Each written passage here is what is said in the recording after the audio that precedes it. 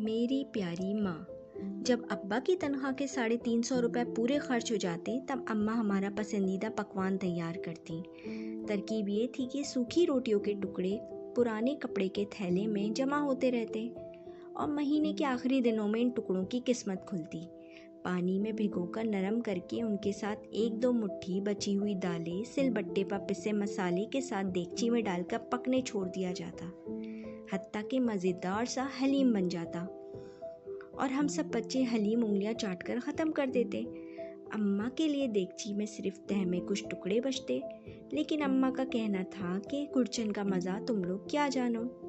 अम्मा ऐसी सुघड़ थी कि एक दिन गोभी पकती और अगले दिन इसी गोभी के पत्तों और डंठलों की सब्ज़ी बनती और ये कहना मुश्किल हो जाता कि गोभी ज़्यादा मज़े की है या उसके डंठलों की सब्ज़ी।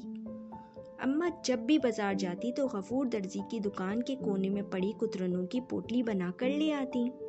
कुछ अरसे बाद ये कुतरने तकिए के नए गिलाफों में भर दी जाती, क्योंकि अम्मा का कहना था कि रुई के तकियों में जरासीम बसेरा कर लेते हैं। और फिर इन कुतरनों से भरे तकियों पर अम्मा रंग बिरंगे धागों से शेर काट देती। कभी लाड आ जाता तो हंसते हुए कहती, तुम शहजादे शहजादियों के तो नखरे ही नहीं समाते, सोते भी शायरी के सर रख कर हो। ईद के मौके पर मोहल्ले भर के बच्चे गफूर दर्जी से कपड़े सिलवाते। हम जिद करते तो अम्मा कहती, वो तो मजबूरी में सिलवाते हैं, क्योंकि इनके घरों में किसी को सीना पुरोना जो नहीं आता। मैं तो अपने शहजादे शहजादियों के लिए हाथ से कपड़े सियूंगी। जुम्मतुल विदा के मौके पर अब्बा लट्ठे और फूलदार छींट के 2 आधे आधे थान जाने कहाँ से ले आते। लट्ठे के थान से अब्बा और तीनों लड़कों और छींट के थान से दोनों लड़कियों और अम्मा के जोड़े कटते और फिर अम्मा सबको सुलाने के बाद सहरी तक आपा नसीबन की दीवार में ले क्वार्टर से लाई गई सिलाई मशीन पर सबके जोड़े सीती। आपा नसीबन साल के साल इस शर्त पर मशीन देती थी कि उनका और उनके मियाँ का जोड़ा भी अम्मा सी कर देंगी।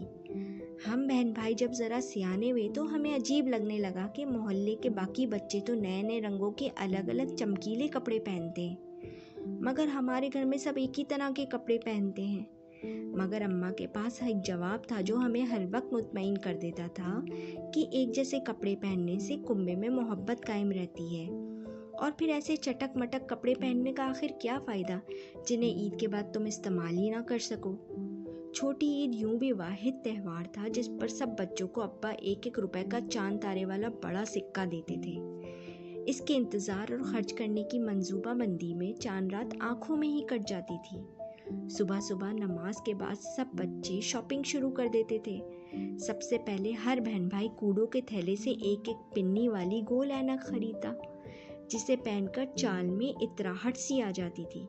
फिर सब चांदी के वर्क लगी मीठी इमली इस लालच में खरीदते कि रफ़ीक अफीमची हर एक को इमली लगा देते हुए तीली लगाकर उसमें से शोला निकालेगा।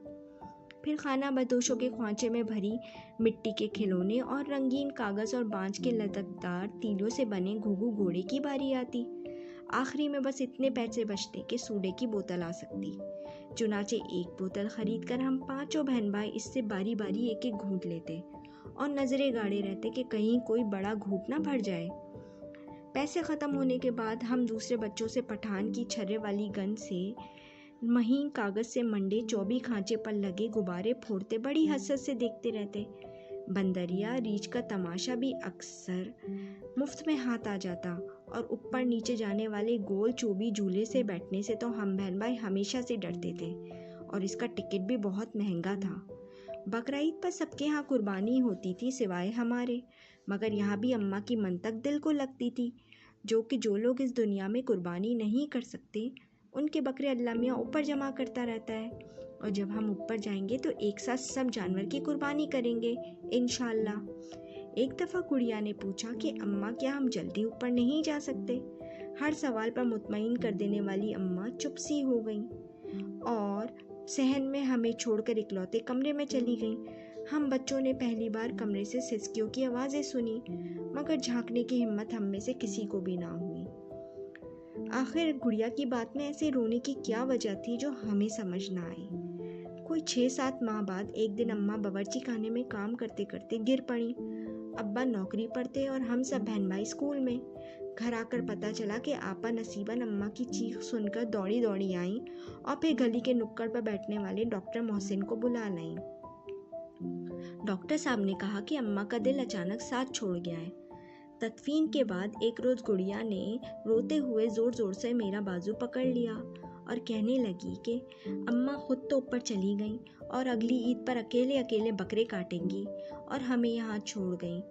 पर गुड़िया को कौन समझाता कि अम्मा के बगैर तो कोई त्यौहार ही नहीं है। हाय मेरी प्यारी अम्मा, आप हमें क्यों छोड़कर चली गईं? आपके जाने के बाद दुनिया में की ज़िंदगी बिल्कुल बदमज़ा हो गई है। मेरी प्यारी अम्मा, अल्लाह आपको हमेशा खुश और सलामत रखे और आपके लिए जन्नतुल फिरदौस में आला मकाम दे। आमीन।